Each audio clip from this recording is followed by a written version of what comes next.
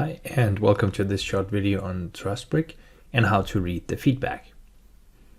So in the first overview, you can see all the different forms that you have. And you can see the number of feedback given for each of the forms. And you can also here in the small parentheses see how many unread you have in for that given feedback form. So let's open up product A.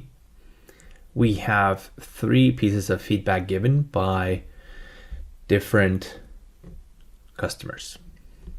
So first one was unhappy, second one gave a mixed experience, and the last one was happy.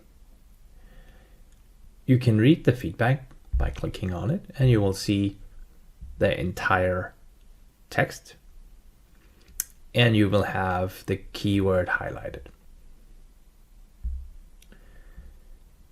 If the feedback has not yet been read, it is in bold text, and after clicking it, reading it, you will now see that it is down to normal text.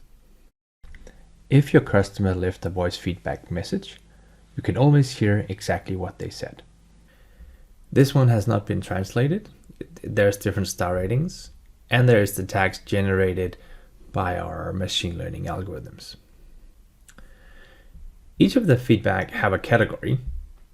So in this case, we can mark this one and we can add the category.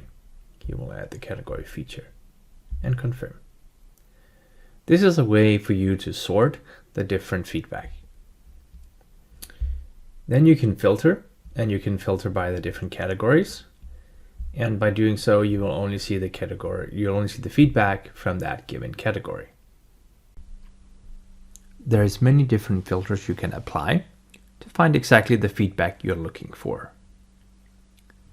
You can also customize the columns and the view by hitting the settings button and adding the information you would like to see on the screen. Thank you for watching this short video, and there's more information to find on the Softbrik website.